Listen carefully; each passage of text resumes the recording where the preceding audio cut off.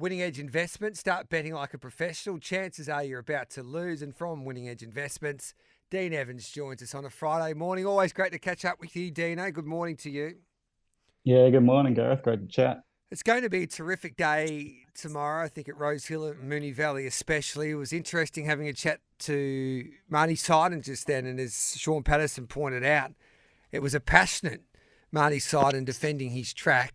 But the rail back into the true, I think that every horse will get their opportunity, and especially you can see in the early markets or the early moves in the markets there, horses that they expect maybe to be coming 3 and 4 wide as you swing for home at the Valley.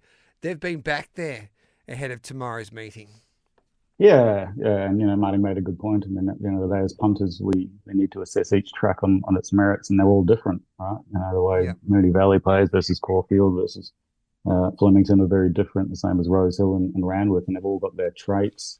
Those traits, are often aligned with either the rail position or the track conditions, whether it's dry or wet, and it's up to us as punters to assess that. And he makes a good point. There's a lot of whinging and carry on that goes on social media and Twitter about these things, but often they're about things that you can actually predict ahead of time if you put the work in. And I don't think it's necessarily been the punters that have been blowing up. Maybe that first meeting at the end of last season. I think sometimes the frustration that I hear anyway from trainers like a Peter Moody or a John O'Neill who owns a few horses, a few of the other trainers that believe that their horses aren't their horses don't have any chance when they turn up to the Valley if they race a certain way. But it's a balance. You're not going to please everybody. But I can understand the frustration from participants who spend a lot of money in training their horses and getting their horses ready, and then they turn up and they believe that they can't win. Oh, 100%. And I've commented on that before, and there have been days at Moonee Valley and Canterbury, in particular, in recent years, where if you're not on the fence, you can't win. And I do sort of have issue with those sorts of tracks, and what can be done to try to prevent that, because I certainly feel for participants and punters in those situations when there are certain part of the track, even if you're one off the fence, essentially where you can't win, and that's certainly something that you never want to see with the races, because it does make it frustrating for all. But as long as the track's reasonably fair, and there are some tracks that are more leaderish than others, and there are some tracks where you sort of want to be in certain parts of the track. But yeah, I think all those tracks, Moonee Valley, Canterbury, Rosehill, but even Flemington, they've all had it in the past where particularly the fence being on fire for me is probably the one that's the most frustrating, because it can be hard to predict which horses are going to get that fence run, as opposed to where they're going to map in general in terms of on pace versus off pace. Okay, let's have a look at some of the feature races that we want to touch on over tomorrow's meetings at Moonee Valley and Rosehill. We'll start off at Moonee Valley and we'll go to the race that I'm really looking forward to, the Atlantic Jewel for the 3-year-old fillies. You've got Charmstone with Bet365 at $3. Treasure Way, I know Jason Warren's got a big opinion of this filly at $13. Inhibitions, James Cummings pointed out yesterday here on Giddy Up that she's gone to a new level after her victory there the other day at the Valley. I think it was nearly a career best effort too at Moonee Valley in her victory last start. So she's at $6.50. Molly Nickers is at $7. Right to Party at $8. And then Pride of Sullivan at $6. How do you analyse this year's Atlantic Jewel, mate? Yeah, interesting map here. Not a huge amount of speed. I think I was Empress lead. You've got Zuccarette. And Inhibitions will be on speed. Pride of Sullivan won't be too far away. Then Charmstone, sort of forward of midfield there. I've been really impressed with Charmstone this prep. She trialled really well at Cranbourne on the 7th of August. She sort of won by 2 lengths on no pressure. She beat black type horses. She was plus 8.5, 7 quickest of 25 trials in a day. Just looked like she was going really well. Back to first up in a Quizette. She was very impressive. Coming home strongly over the top of Skirtland Law, who's a high quality filly as well. And she's just a horse that I've wanted to keep following through the prep. So I do think Charmstone for me is very much the one to beat. I think the other horse I'm really interested in is Pride of Sullivan. She won a Bendigo jump out by 5 lengths and 47.83. That was a clear quickest of 11 of the day. She led all the way on debut, had a couple of months off, was heavily backed at Moonee Valley. And I thought it just raced a bit keen, and then sort of, didn't have the best of luck in transit and went down narrowly by a nose. And if she can race a bit more tractably, perhaps find the rail, I think she's the one that can danger Charmstone. At Rosehill, we've got some terrific racing as well. The Scirocco for the mares is an interesting contest over the 1,200 metres. Espiona resumes at $19 with Bet365. Sue Gotcha goes to this race at $10.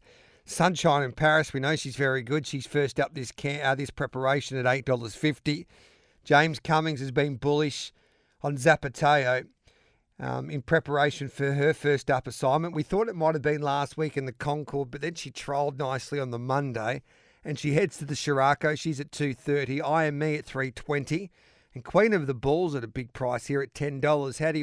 How do you analyse this race, Dean? Yeah, there's a heap of speed here. Queen of the Ball will push up and try to lead. IME probably has to sit outside. At Cinderella Days has a lot of speed as well, so it'll be out there. And then Zapateo is just going to be trucking along behind them and gets a dream run. I was very keen on Zapateo. I actually sent it out to my Unleash members on Wednesday at $3.60 across the board. It's now under $2.50 because I really thought it would start favourite over IME. It maps so much better. I think IME is just going to have to do a bit of work and sort of sit out there in the breeze. And she's a horse that I followed all the way through. She's been a star trialer for a long time. Followed her through the prep, back to first up in the missile. But I think this one's a bit tougher. And, a little bit of rain around is going to help Zapateo as well. I just think she maps to stalk IME and just come straight over the top of her and looks like the one to beat. I thought the other one that I think will just improve. Again, there's a little bit of juice out of the track, and with the blinkers on is Zugotcha. Just a bit sort of outpaced in the toy show or 1100. I think the 1200 second up will suit her a bit better, and I'm expecting an improved run from her as well. All right, then. So Zapateo has been well supported, as you pointed out, $2.30, and price we're getting Zugotcha $10 and $2.45 there in the Scirocco. The Ming Dynasty, the quality handicap, is an interesting race as well. Tannhauser at $19 resumes. Tom Kitten, who was so good in the up-and-coming first up, is at $4. NCAP at $4.60. Griff's at $16. He just can't draw a marble, that 3-year-old. And then we go to Sardozi at $19. Kintyre at $12. Ducassi at $17. Ashfall at $12. Some of the big guns here have drawn a little awkward. How do you assess this race here, Dean? Yeah, it's a real tricky map. This one, sort of average speed. There's a lot that can sit on pace. It's 5 or 6 I've got mapping within a length of each other on pace, but not a great deal of speed. We've talked a lot about Tom Kitten, who's so impressive to me at the trials. Ran the quickest last 200 in his first trial, and finished off really strong with his second trial. He won the up and coming with the big weight, 59 kgs.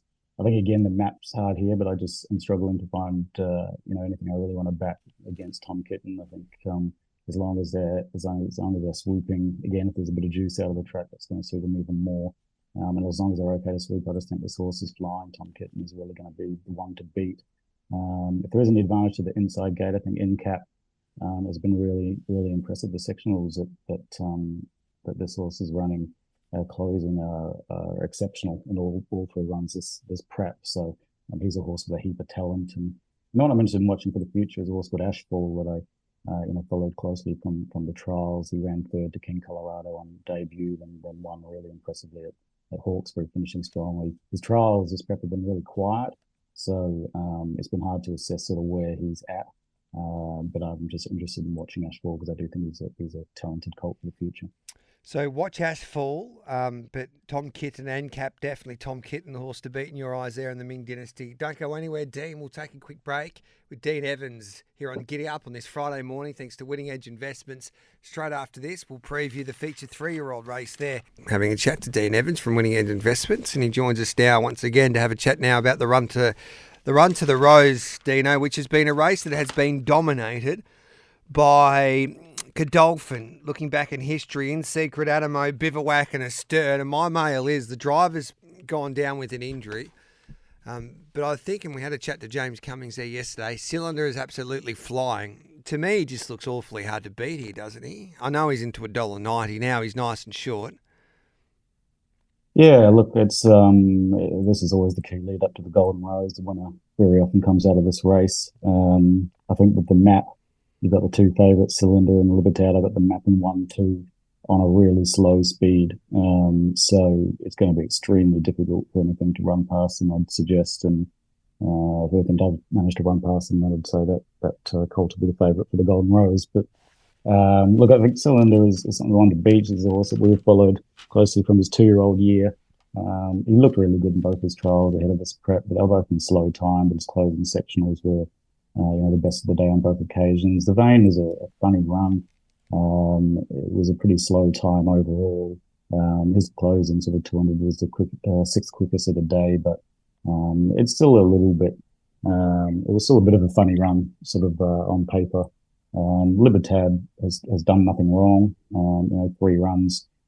He's sort of adaptable. He's settled sort of 7th and 4th in his 3 runs and run over the top of them. I actually see him mapping straight on Cylinder's back, hooking out, and potentially running past. It's an interesting race. I sort of I'm getting tempted by as much as 480 available about Libertad.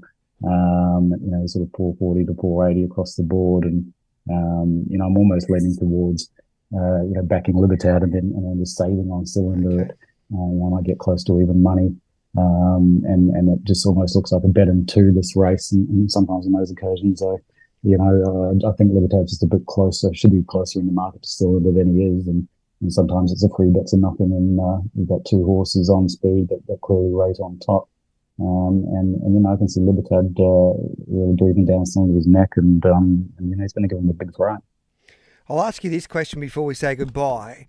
I know that the 3-year-olds excite me the most nearly this spring. I think the Caulfield Guineas, and sometimes the Caulfield Guineas, it can be a little bit hit and miss, but I think this will be one of the best Caulfield Guineas that we've seen for quite some time. Militarise is the favourite with Bet365 at $5. Then your horse, King Colorado, at $5.50. Stapati resumes tomorrow at $6 at the Valley. V8 at $6. Shalite at $8. Tom Kitten. Now, he could be going there now after what he delivered there in the up-and-coming at $11. And then a horse like a Little Bros at $13. Even Libertad, if they think that he could get to 1,600, could go that way, which is probably unlikely at the moment. But who's the horse to beat in your eyes? Is it still your horse, King Colorado? I'd like to hope so, but we're not going to get another look at the trials today. Actually, trials at 9 o'clock. So it'll be interesting to see sort of how he's come on there, and then we'll go to the Golden Rose pretty fresh second up, and I'd just like to see him really hitting the line hard there, and the Caulfield Guineas is the target. The Caulfield Guineas is certainly the race for Militarise as well. So it's going to be interesting to see how he's come up. He looked a bit behind in the trials, but I thought he had a exhibition gallop with Shinzo, and he looked really good there. So I think he's going to be certainly the one to beat. And like you say, some exciting horses, Stapati and V8 that are starting to come along too. But I do think at the moment, King Colorado and Militarise look the 2.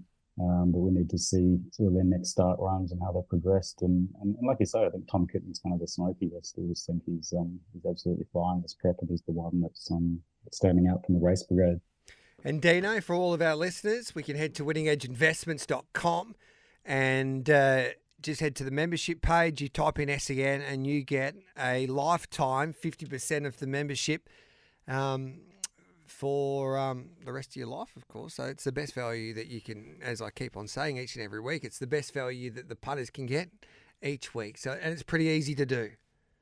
Yeah, look, easy to follow. Got a team that can help people through the steps as needed, and it's been great to have so many of the listeners jump on board and having a great time, which is most important, and winning plenty of money. Thanks for that, Dino. Enjoy your weekend. We appreciate your time as always. Cheers, Gareth. Great speaking with you. At Winning Edge Investments, our team of highly skilled expert analysts and full-time professional punters review the data, crunch the figures, assess the best betting opportunities, and deliver them to your phone via our app and your email inbox in real time so you profit. Go to www.winningedgeinvestments.com. Look at our membership options, make your choice, and enter the promo code PODCAST to receive a special 25% discount on your first membership just for listening. That's PODCAST in capital letters for a 25% ongoing discount on your first membership. Treat your betting like a business and invest intelligently with Winning Edge Investments.